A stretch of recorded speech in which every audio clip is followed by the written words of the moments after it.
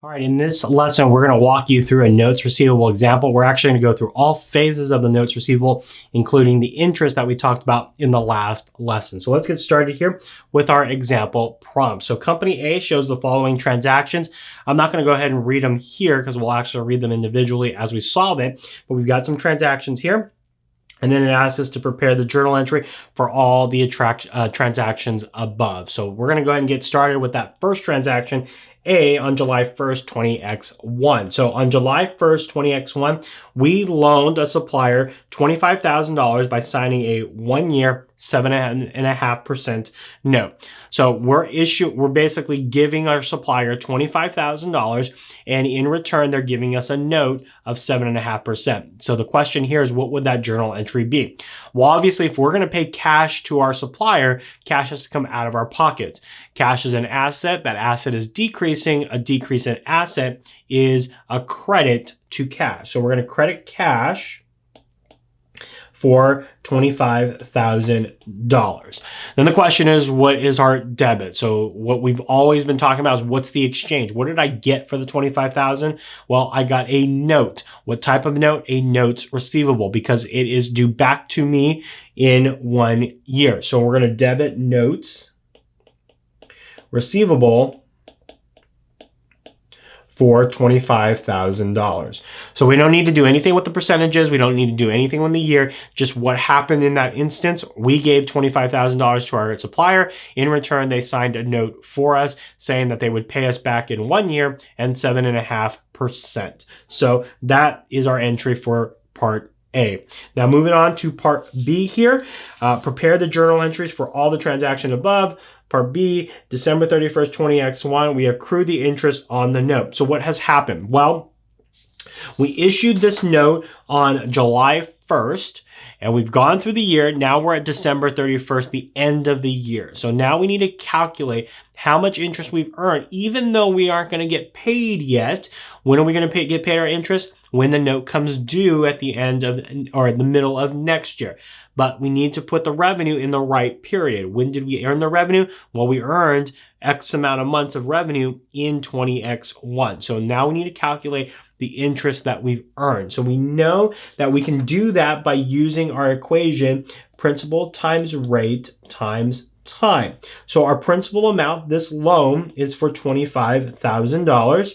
And then the rate was 7.5. So I'm going to put 0.07.5 times time. So the question is, how many months has gone by during the year? Well, we issued this note on July 1st of 20X1, and we are now at December 31st, 20X1. So July, August, September, October, November, December. So 6 months has gone by, which means we need to accrue for 6 months of interest. So our time is going to be 6/12.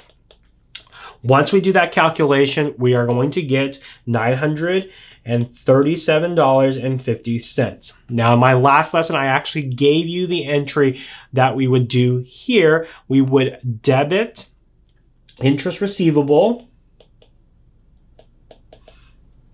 because we expect to receive this interest of $937.50, and we would credit interest revenue. What caused us to receive this, or will receive it in the future? The revenue from the interest of the notes receivable. So interest revenue for $937.50. So that's what we would do at the end of December of 20X1 to accrue for the revenue that we've earned in the last part of 20X1. We still have more interest to earn because we still have that note out extending into 20X2. So let's move on to part number 3 here, or part C. On July 1st, 20X2, so we're now 1 year later, we receive interest on the note. So now if you see it, we've got 3 lines that we have to deal with. So before we kind of deal with it, what has happened? Well, on this date, we're going to receive the interest not for 6 months, but the whole year of interest that we've earned. However, some of it we've already accrued in the last period, so we're going to get rid of the receivable from the last period because they've paid up now at this point in time. And then the last thing that we have to accrue for is we have to accrue for the revenue that we earned from this year's interest revenue. And so we're going to need to do some calculations around that. So the best way to first start this is we can either start with figuring out how much cash we're going to receive, because that's usually the easiest, or just writing off the receivable because we know that we're going to receive all of it. Let's start here with calculating how much cash we're going to receive. So we can use the same interest calculation to calculate how much cash we would receive. So if I do principal times rate times time, I get 25,000 times 0.075. And since this note was out for a year, we should be collecting 1 full year of interest. So if I do 1 full year, it would be 12 months over 12 months, or 1. And that's going to give us 1875. So we know we're receiving 1875 on this day for not only this year's interest, but last year's last half of interest. So we know that we're going to get cash. So we're going to debit cash for 1875. Now, what else do we know? Well, we had a receivable of $937.50 that is now going to be extinguished because the client is paying up their interest. So in this case, to extinguish it, we originally debited interest receivable for $937.50.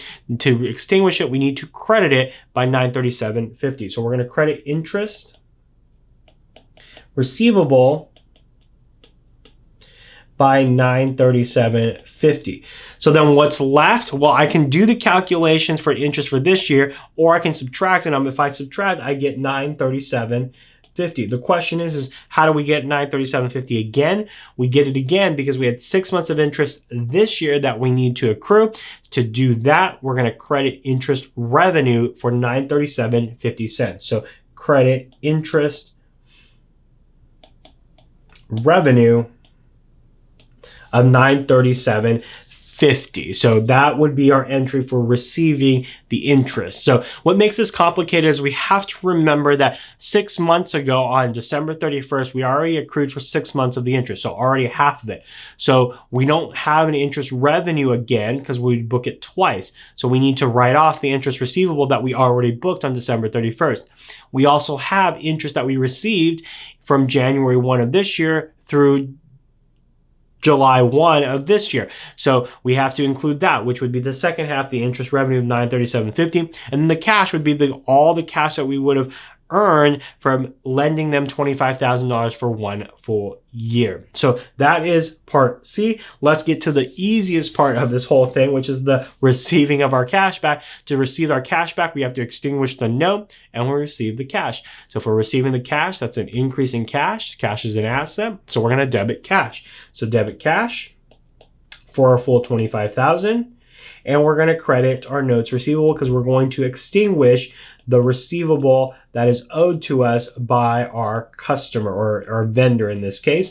So we're going to extinguish that by crediting the notes receivable because when the vendor took out the note, we debited notes receivable and credit cash. Now all we're doing is we're just reversing those entries. So that is a walkthrough of the notes receivable. I hope you enjoyed this lesson, and I hope you got a real good understanding of the journal entries that would go involved in the entire life cycle of a notes receivable. So until next time, we'll see you in the next video.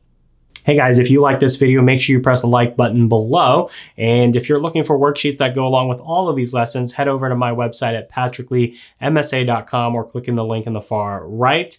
And I've got your next lesson right over here. So just click that link and it'll take you to that video. So until then, we'll see you in the next lesson.